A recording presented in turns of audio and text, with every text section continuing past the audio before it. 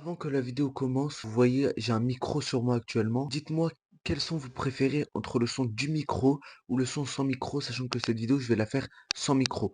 Voilà, peut-être les prochaines vidéos, je ferai avec, ça dépend de votre avis. Merci beaucoup et on passe à la vidéo. Bonjour tout le monde, aujourd'hui une nouvelle vidéo pronostic de la Ligue des Champions. C'est une journée vraiment intéressante, il y en a qui vont se battre pour le podium, il y en a qui vont se battre pour le top 8, il y en a qui vont se battre pour leur qualif. On va commencer directement sans attendre par Barcelone-Copenhague. On va faire un peu les grosses équipes, on va pas faire tous les matchs sinon ça va prendre trop de temps.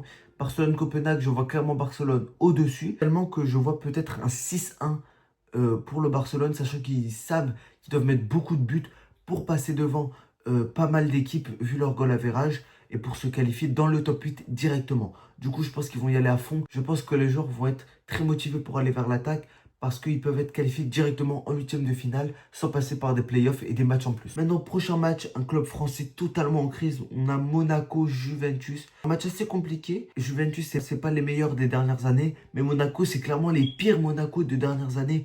Ils sont actuellement 10e de Ligue 1. Très compliqué pour eux, même en Ligue des Champions.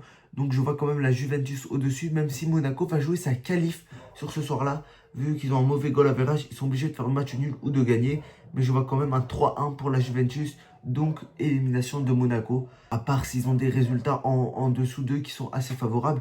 Mais ça m'étonnerait quand même. Prochain match, un match qui est clairement pour le top 8 et même peut-être le top 5. C'est PSG-Newcastle.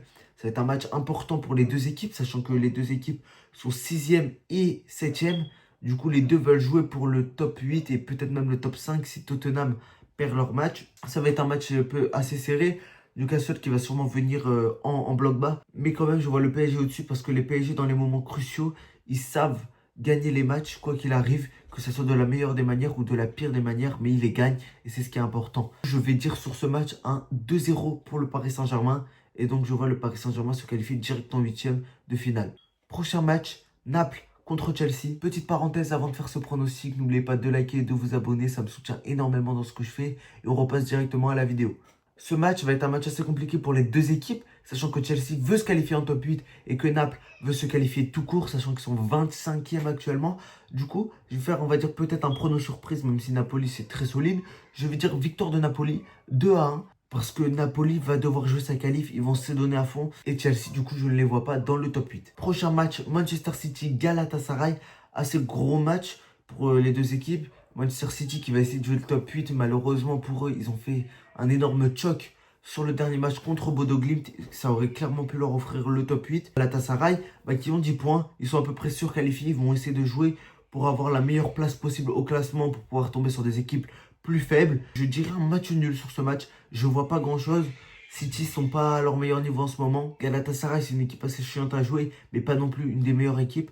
Du coup, je vais dire match nul. Avant-dernier match de cette journée de Ligue des Champions, Benfica-Real Madrid. Le Real qui remonte, je m'y attendais pas du tout. Real Madrid arrive à gagner ses matchs, pas grâce à une bonne tactique, mais grâce à la confiance qu'Arbeloa donne aux joueurs et à l'envie peut-être qu'il leur donne parce qu'ils arrivent à se donner à fond sur le terrain dans des phases de pressing, vraiment à fond sur le terrain. Ça se voyait qu'ils voulaient plus de Xabi Alonso. Quand même, je vois le Real gagner et continuer sur sa bonne lancée depuis Arbeloa. Maintenant, dernier match, le plus important pour moi en tout cas.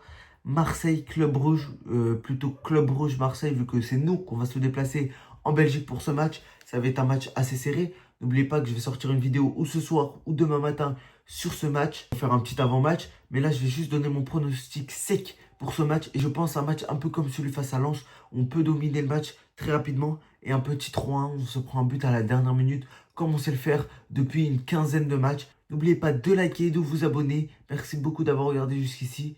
C'était Ilan. Ciao.